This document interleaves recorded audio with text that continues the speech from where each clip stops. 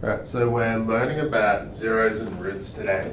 The zeros refer to any value that you plug into an expression or sometimes a function as well in place of the variable of interest that makes the whole thing equal to zero.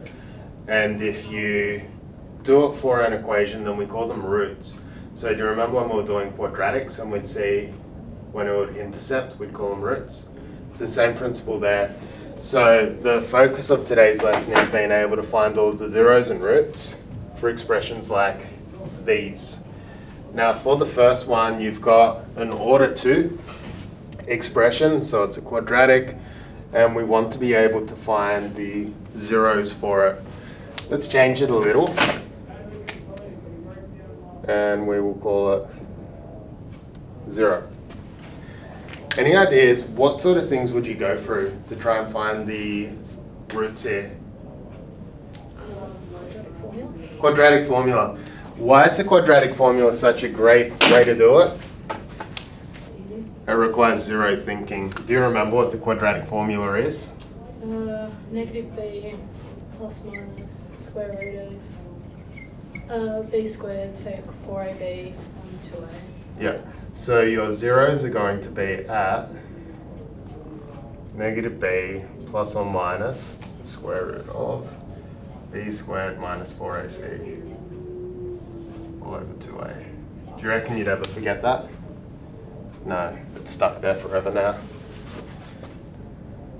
So if we do the substitution of a, b and c, then we get minus 3 plus or minus 3 squared minus 4, 2, 6, all over 2 multiplied by 2.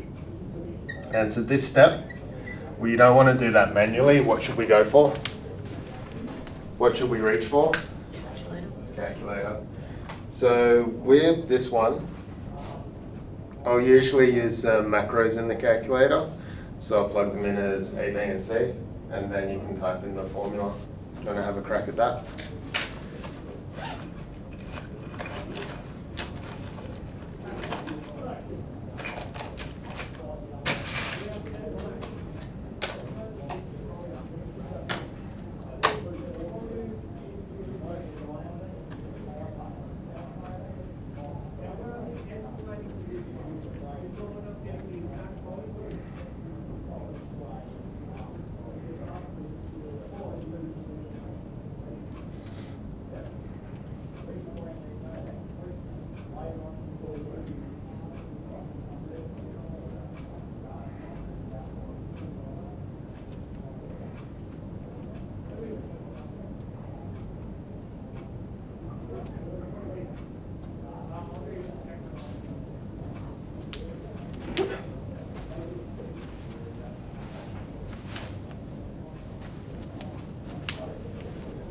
Get it?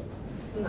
Wait, Okay. So shift A, shift B, shift C on different lines. Go in front of A, and then you're going to put the value you want to into A. At the top. You do that for each of them. Make sure you remember to execute on the line, otherwise it will keep the old value.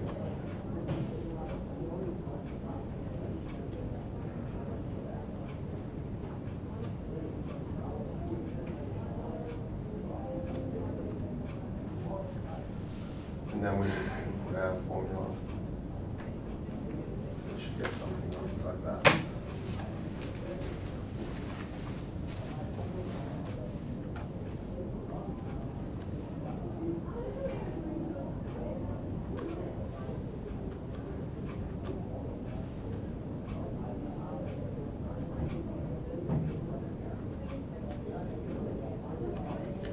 It's got non-real error.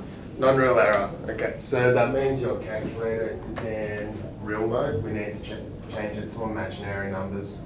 So it's shift menu. And then rather than keeping it real, you're going to keep it imaginary. Oh yeah, try again. There we go. So what roots do you get? Negative 3 on 4 plus the square root of 39 on 4i.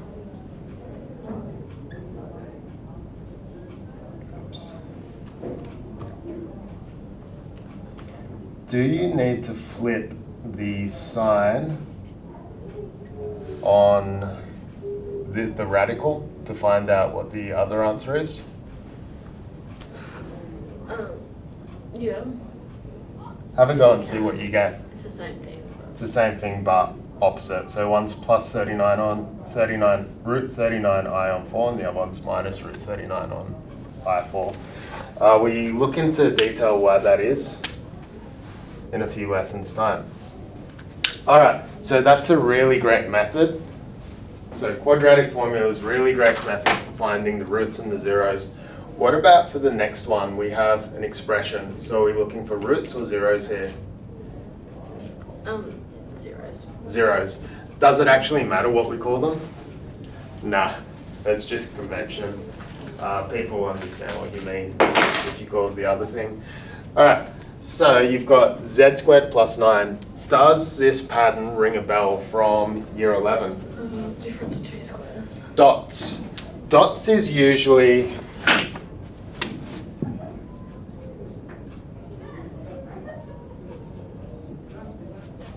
a negative, isn't it? Oh, yeah. But this one's not.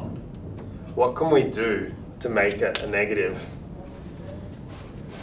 How can we mutate this statement so it fits the dots category?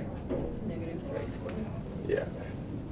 First thing we need to do is, I'll keep it the same. I'll change it to z squared, take, and then if I get a take in here, what do I need to do? Whatever this is going to be, which is a type of 3, it needs to be a negative coming out of that square. What two numbers multiply together to give us minus 1? 1 and negative 1, but they've got to be identical.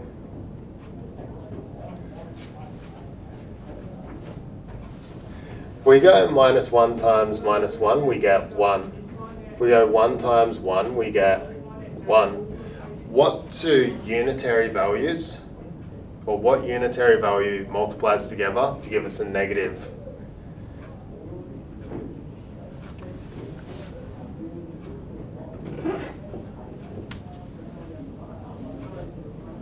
Which is minus 1.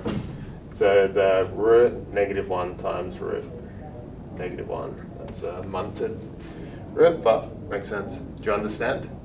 So if we put the I there, then we can factorize. The dot situation tells us that it will be z plus I, z minus I. Is that okay? Will you remember that now? Yep. Probably. Okay, so you're identifying the difference of two squares pattern, even though it's got a plus in there. It's been a while since you would have done that. Okay, C, z squared plus 2, or 7z plus 10. What methods could we use to find the zeros here? Just normal factorization. Normal factorization, so it is the sum and the product. How do we split the linear term to be able to do sum and product? 5 and 2. 5 and 2, excellent. Does it matter which order? Does the 5 have to go there and the 2 there, or can they rotate? Yeah. So we're going to get z plus 5 plus 2, z plus 5. We take the z plus 5s, and then we have left over z plus 2. So it's just sum and product factorization. Then final one gets a little bit trickier. How do we deal with that? What is it out front? Put the z out the front. So you start off with some linear factorization. And then how do you deal with the quadratic in here? What will it be? Z.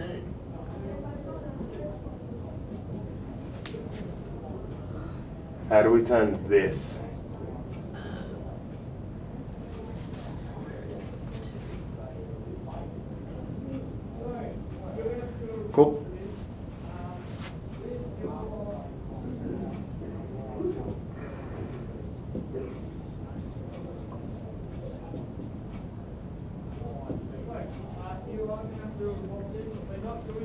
Okay, so these are all factorized. The question originally asked find the zeros and roots for. The zeros and roots, or the zeros for this guy, are going to be, sorry, zeros at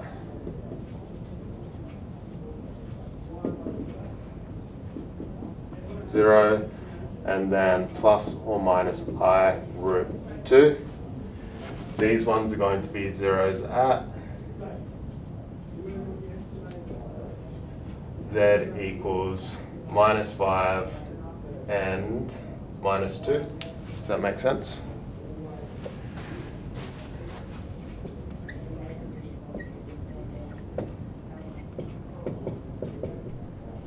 Plus or minus I, and then this one, it's already there. There's our roots. Seem cool? Any questions?